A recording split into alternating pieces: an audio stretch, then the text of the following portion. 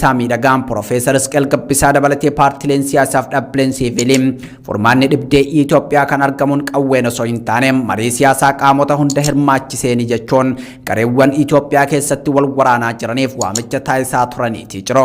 Waamichi nageenyaa hawaasa idil addunyaaf qaamota biyya keessaatiin taasifamaa ture hawwaatamuu dhabuun gaaga'amni namoomaa waraanaa diinagdeem dippiloomaasiin beelaa fi buqqaatiin olaanaa biyyattii keessatti mudateetii jira. Waamicha dhukaasa dhaabuu awwaachuu diduun waraanni Oromiyaa keessatti waggaa 4 naannoo Tigraay keessatti ammoo waggaa 2 adeemsifamaa jiru itti fufus addunyaan waraanicha dhaabuuf tattaaffii taasisaa jirtu itti fufteetii jirti. Dhibdee Itoophiyaa jaarsummaan xumuruuf yaalii kan taasisaa jiru jaarmiyaan guddichi Afrikaa gamtaan Afrikaa umrii jaarsummaa Olusegun Obasanjoo dheeressuun gara Itoophiyaatti yoo qajeelchuun pirezidaantiin haaraan Keeniyaa Wiiliyaam Saamo'ii Ruuto pirezidaantii duraanii biyyattii Uhuru Keeniyaata ergama addaa kaaba Itoophiyaa baha Dimokiraataa Riippaabilika Koongoo gochuun muudeetii jira. Naannichatti ergama addaa Keeniyaa ta'uun muudamuu Uhuru Keeniyaata Ameerikaa dabalatee gamtaan Awurooppaa miira gaariin simataniitii jiru. TPLF hanga fulbaana 11 bara 2022 gamtaan Afrikaa amanamummaa hin qabu marii araaraa gamtaa Afrikaa jalatti hin taa'uun Keeniyaan maricha haa dursitu jechuun yaada dhiyeessaa turas. Bara haaraa Itoophiyaa 2015 sababeeffachuun gaaddisa gamtaa Afrikaa jalatti marii taa'uuf qophiidha jedhe. Yaada TPLF dhiyeesse kana biltsiginnaan hanga ammaatti waajjachuu baatus ministeerri itti aanaa fi ministeerri dhimma alaa Itoophiyaa gamtaa Afrikaa jalatti mari'achuuf qophiidha jechuun gamtaa Awurooppaatti himeetii jira. Waamicha nageenyaa TPLF taasise hordofee hoogganaa waldaa falmattoota mirga namoomaa Itoophiyaa Yaared Hayilamaariyaam BBC irratti yaada kenneen waamichi nageenyaa TPLF sababoota lamaaf falmisiisaa ta'ee jira.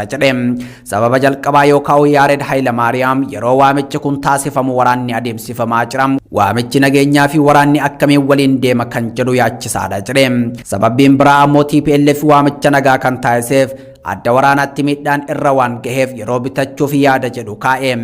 Ogeessi seeraa idil addunyaa fi gameessa dippiloomaasii dhaabbata mootummoota gamtoomanii obbo Baay'isaa Waaqwayyam dadhabbina siyaasaatti lola fida jechuun haala Itoophiyaan keessa jirtu ibse.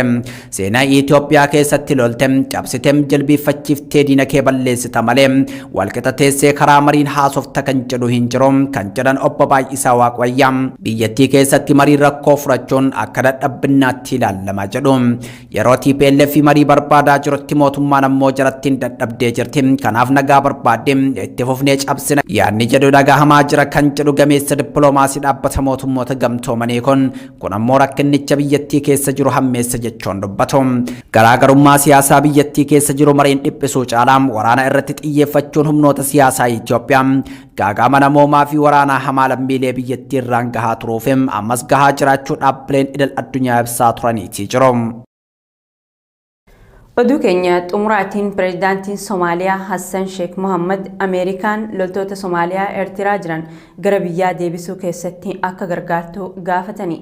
Pireezidaantichi sababa loltoonni Soomaaliyaa 5,000 ta'an Eertiraatti leenji'aa jiran gara biyyaa itti deebi'uu dhaban yoo ibsan sababa garaagarummaa siyaasaa biyyattii keessatti uumameef bulchaan Eertiraa Isaayaas Afwarqii deebisuu waan dideefii jaani. Pireezidaantichi kana kan jaan daawwannaa tibbana Ameerikaatti taasisaa jiraniin yoo ta'u Eertiraan waraana keenya leenjisuu qofa osoo hin taane hidhachiisuu jirti jechuun ibsaniiti jiru. Mootummaan Soomaaliyaa karaa fi mala loltoota baay'inaan 5,000 ta'an Eertiraa irraa gara biyyaatti deebisuu irratti hojjechaa jiraachuu kan eeran pireezidaantiin Soomaaliyaa Hassan Sheikh Mohammad mootummaan Ameerikaa adeemsa kana keessatti Soomaaliyaa akka deeggaru gaafateeti jira.